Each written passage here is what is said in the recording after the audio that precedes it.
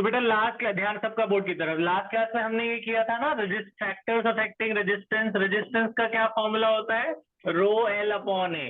तो last class में हमने डायरेक्ट क्वेश्चन किए थे, मतलब ये सारी वैल्यूज दे देंगे, बोलेंगे रेजिस्टेंस निकालो, मतलब इसमें देखो टोटल कितने हैं, 1 2 3 4 टर्म है ना, 4 में से 3 दे देते हैं, वो एक निकालना होता है, चाहे वो आर दे दिया ये और ये दे दिया, लेंथ निकालना है, या आपको ये तीनों दे दिया, रेजिस्टेंस निकालना है। आज का सेकंड टाइप क्या है, सेकंड टाइप इसी फॉर्मूले पे बेस्ड, ध्यान से सुनना।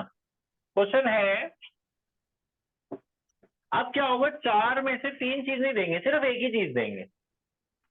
अब सिर्फ एक चीज से बोला बाकी चीजें निकालो, तो वो कैसे निकालेंगे, जैसे बोला if a wire of resistance 10 ohm is stretched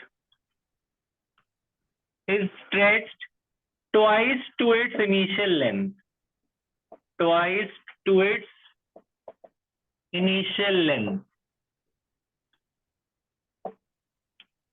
what will be its new resistance? What will be its new resistance? And what is the effect on its resistivity? What is the effect? What is the effect on its resistivity? ये है एक अगला type का। इस type के अंदर 2 question है, मैं दोनों इसी रिकॉर्डिंग में आपको बता देता हूं, ध्यान से सुनना। तो बस एक ही वैल्यू दी है ना, बस सिर्फ एक ही वैल्यू दी है, एक वायर है, उसका रेजिस्टेंस है 10 ओम, इसको खींच के डबल कर दिया गया, खींच के पतला हो जाएगी ना तार, लेंथ बड़ी हो जाएगी, तार पतली हो जाएगी, खींच के डबल कर दिया, डबल ट्रिपल कुछ भी कर सकते हैं। बोले कि बताओ नया रेजिस्टेंस क्या होगा, क्वेश्चन समझ में आ गया, इसी फॉर्मूले से होगा। तो आप क्या करना, पुराना रेजिस्टेंस ले लेना जी, 10 ओम है, 2 कॉलम बना लेना, इधर पुराना इधर नया। R1 कितना ओम है, 10 ओम। पुरानी वायर का लेंथ नहीं पता, उसे L मान लेना, हमें नहीं पता उसकी लेंथ क्या है, तो उसको क्या मान लेना, L। नया रेजिस्टेंस हमें ढूंढना है, नई लेंथ तो आपको पता है ना, डबल हो गया खींच के, तो नई लेंथ कितनी हो गई है, 2L। पुरानी लेंथ L है, नई लेंथ कितनी हो गई है, 2L। अच्छा, पुरानी रजिस्टिविटी, जो रजिस्टिविटी हमें नहीं पता पुरानी वाली, उसको रो मान लेते हैं। हमें बोला बताओ नई रजिस्टिविटी में क्या फर्क पड़ेगा, नई यानी कि रो 2। अगर एक कॉपर की तार है, मैं उसको खींचूंगा, तो खींचने से वो एल्यूमिनियम बन जाएगी, कॉपर ही रहेगी वो। इसका क्या मतलब होता है, नेचर ऑफ द मटेरियल। अगर तुम चाहे खींचो, काटो, पीटो, कुछ भी करो, रजिस्टिविटी सेम रहती है। तो इसके सेकंड पॉइंट का आंसर है what is the effect on इस रजिस्टिविटी।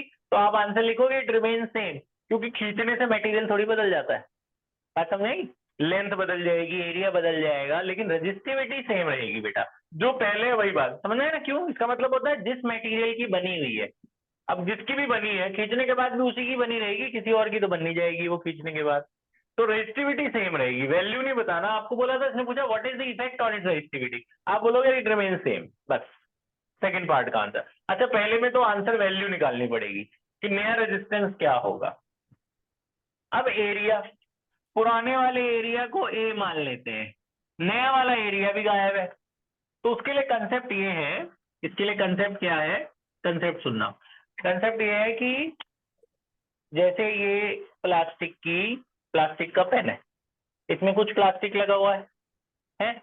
मैं खींचूंगा, खींचने के बाद भी उतना ही प्लास्टिक रहेगा, प्लास्टिक ना बढ़ा ना घटा, बस इसकी लेंथ ज्यादा हो गई, डायमीटर बदला हो गया, मतलब टोटल। तो कंसेप्ट यही है, volume of wire before stretching, volume of wire before stretching equals to volume of wire after stretching, है ना। खींचने के पहले जितना वॉल्यूम होगा, जितना मेटल लगा होगा उसमें, खींचने के बाद भी उतना ही लगा होगा। तो यही इसका एक इंपॉर्टेंट कंसेप्ट है, मतलब कंसेप्ट क्या है, V1 is equal to V2, जितना वॉल्यूम पहले होगा उतना ही वॉल्यूम बाद में होगा। वॉल्यूम का एक नया फॉर्मूला बता रहा हूं मैं आपको आज। वॉल्यूम का एक फॉर्मूला होता है बच्चों, एरिया इंटू लेंथ। ये कैसे आया, आपने पिछले साल वॉल्यूम ऑफ क्यूबॉइड पढ़ा था, बताओ वॉल्यूम ऑफ सिलेंडर बता दो। चलो वॉल्यूम ऑफ सिलेंडर क्या होता था? सिलेंडर था तुम्हारे कोर्स में? क्यूबॉइड था ना? अरे क्यूबॉइड ये सब तो 8th में नहीं पढ़े तुमने सिलेंडर विंडर? क्यूबॉइड सिलेंडर था ना? क्यूबॉइड, चलो क्यूबॉइड बता दो। क्यूबॉइड का वॉल्यूम क्या होता है? Length into breadth into height. Length into breadth into height. ध्यान इधर। सिलेंडर का वॉल्यूम बच्चों ये होता है पाई आर स्क्वायर एच। इस साल है सिलेंडर का वॉल्यूम का ये फॉर्मूला होता है पाई आर स्क्वायर एच। मैं सिलेंडर इसलिए कह रहा हूँ कि वायर सिलेंड्रिकल शेप की होती है ना। वॉल्यूम का क्या फॉर्मूला होता है? पाई आर स्क्वायर एच। पता है सिलेंडर पाई आर स्क्वायर जो है ये सर्कल का एरिया होता है ना। पाई आर स्क्वायर क्या होता है? Area of circle. और बची उसकी हाइट। ये कोई अनम्यूटेड है बच्चा, म्यूट कर लो भाई। तो पाई आर स्क्वायर को हम ए लिख सकते हैं एरिया, और बचा एच वाई। तो एरिया इंटू हाइट को वॉल्यूम लिख सकते हैं ना। अगर सिलेंडर को ऐसे कर दिया जाए तो हाइट उसकी लेंथ कहलाएगी ना। तो वॉल्यूम को क्या लिख सकते हैं? एरिया इंटू हाइट या एरिया इंटू लेंथ। तो वॉल्यूम का एक ये भी फॉर्मूला याद रखना है, एरिया इंटू हाइट। तो मैंने आपको बताया कि भैया जितना वॉल्यूम पहले है उतना वॉल्यूम बाद में, यानी कि A1 L1 किसके बराबर होगा? A2 L2। A1 मुझे नहीं पता, L1 तो मुझे पता है L है, L1 मैंने क्या माना है L। A2 मुझे नहीं पता, L2 तो मुझे पता है ना, L2 कितना है 2L। देखो एक L से एक L कट गया, तो ये A1 A2 की रिलेशन आ गई। A1 इज इक्वल टू कितना आ गया? 2A2। तो एरिया का रिलेशन ये निकल जाएगा आपका। उसके बाद ये क्वेश्चन बहुत छोटा है। अब आपने क्या करना है? दो कॉलम बना लेने हैं, दो बार वही फॉर्मूला लगाना है ये वाला अपना। R इक्वल्स टू बोलो रो एल अपॉन ए। यहाँ R1 L1 A1 ले लेना, उधर भी R equal to rho L upon A, उधर क्या ले लेना? R2 L2 A2। अब दोनों को डिवाइड कर देना, दोनों फॉर्मूले को। LHS से LHS, RHS से RHS करो डिवाइड। R1 बाई R2 ये ऊपर रहेगा, रो L1 अपॉन A1 ऊपर रहेगा, डिवाइड में ही आएगा ना। जो डिवाइड में आता है वो उल्टा हो जाता है। उल्टा करो जरा, क्या होगा? A2 upon rho L2। अब देखो रो से रो कट गया क्योंकि रेजिस्टिविटी तो सेम थी। L1 को आपने क्या माना था? L। A1 किसके बराबर है? A1 को 2A2 लिख दो, A2 को कुछ मत करो। L2 तो आपको पता है ना कितना है, इसको 2L लिख दो। R1 R2 में से एक तो पता ही है, R1 पता था ना 10 ओम, R1 यहाँ डाल दो 10, बचा R2 निकल जाएगा। देखो A2 से A2 कट गया, L से L कट गया, 2 2 जा 4, क्रॉस मल्टीप्लाई 10 से, 4 इंटू 10 40। इधर सब कट चुका है, कुछ नहीं बचा, 1 बचा है। R2 1 से मल्टीप्लाई होगा क्या होगा? R2। तो R2 की वैल्यू कितनी आ गई? 40। तो R2 की वैल्यू आ गई 40, सारी वैल्यू कट जाएगी। बात समझ में आई? क्या करना है ये कंसेप्ट याद रख लेना। Volume of wire before stretching equals to volume of wire after stretching. A1 L1 is equal to A2 L2। A1 कुछ नहीं है, हमें नहीं पता, L1 L है, A2 हमें नहीं पता, L2 पता है बस। बस L1 और L2 डाल देना, ये कट जाएगा तो A1 A2 की रिलेशन आ जाएगी। फिर दो बार ये फॉर्मूला लगाना है और डिवाइड कर देना। रेजिस्टिविटी तो पहले ही कट जाएगी, बाकी सब भी कट जाएंगे। रेजिस्टिविटी कटने के बाद A1 की वैल्यू डाल दी हमने 2A2, A2 भी कट गया, L भी कट गया, नंबर बचेंगे तो ये R2 आ जाएगा। तो देखो जी, अगर ये क्वेश्चन 2 या 3 नंबर में आए तो ऐसे करना, 1 नंबर में भी आता है ये क्वेश्चन। तो 1 नंबर में आए तो इतना बड़ा नहीं करना है, एक शॉर्टकट बताता हूँ मैं आपको, शॉर्टकट। लेकिन 2 या 3 नंबर के लिए शॉर्टकट मत लगाना, नंबर नहीं देंगे वो। इसी क्वेश्चन को करने का एक लाइन का तरीका, शॉर्टकट, एक फॉर्मूला है ऐसे क्वेश्चंस के लिए। जब खींचते हैं ऐसे करके या कंप्रेस कर दे तो ये फॉर्मूला होता है R2 is equal to N square R1। ये क्या है? जैसे मैंने इन्होंने डबल कर दिया था, खींच के क्या कर दिया था? डबल। तो N की जगह 2 डाल लेना, तो यहाँ 2 डाल दो। और R1 की वैल्यू कितनी थी? 10।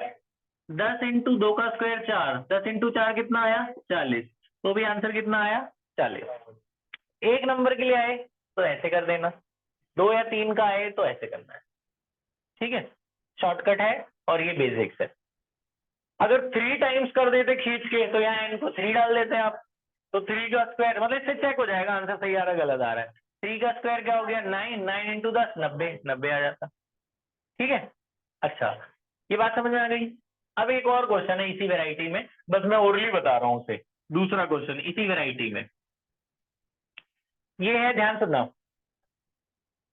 जैसे R1 10 ओम है, उसमें भी R1 10 में है, उसमें खींचा नहीं है। इसमें तो खींच के डबल किया था ना, स्ट्रेच करके डबल किया, उसमें फोल्ड कर दिया। ऐसे बोलेंगे डबल डॉनेट। डबल डॉनेट का मतलब हुआ आधा, ऐसे ऐसे पेन है, मैं बीच में से फोल्ड करके एक के ऊपर एक कर दूं, 2 लेयर चढ़ा दूं, बीच में से फोल्ड करके, वो होता है डबल डॉनेट। बात समझ नहीं? तो ऐसे फोल्ड करके एक के ऊपर एक, ये तार है ये, और बीच में से फोल्ड करके आप एक के ऊपर एक इस तरह से कर दोगे, ये 2 तार हो जाएगी एक के ऊपर एक। तो जब 2 तार हो जाएगी तब रेजिस्टेंस में क्या फर्क पड़ेगा? तो पूरा सेम ही चलना है। पहले लेंथ L थी, जब आप उसे बीच में से फोल्ड कर दोगे तो लेंथ अब कितनी हो जाएगी है?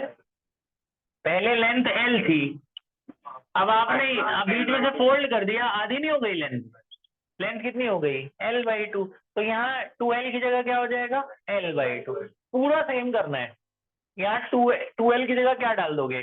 L/2। तो ये 2 ऊपर चला जाएगा ना, तो A2 = 2A1 आएगा, उल्टा आएगा।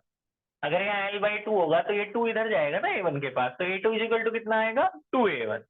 पूरा सेम चलना है बस। ये जो 2 2 जा 4 ऊपर आ रहा है ना, वो इधर नीचे आ रहा है, वो ऊपर आएगा।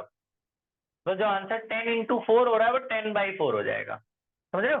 पूरा सेम टू सेम करना, बस यहाँ 2L की जगह क्या कर देना? L/2 कर देना। आधी कर दी ना लेंथ उन्होंने, तो लेंथ आधी करोगे तो एरिया डबल हो जाता है, तो A2 2A1 हो जाएगा। बाकी पूरा ऐसे ही करना। 10 × 4 की जगह 10/4 आएगा आंसर उसमें। ठीक है? तो मतलब बात समझ में आई? तो ये 2 क्वेश्चन आपने करने, एक तो यही वाला नोट कर लो, और फिर उसके बाद मैं आपको बताता हूँ एनसीईआरटी में दोनों क्वेश्चन है, एक मैं आपको दे रहा हूँ और एक डबल वाला, वो दोनों करो। ये पॉज कर दे बेटा। हाँ।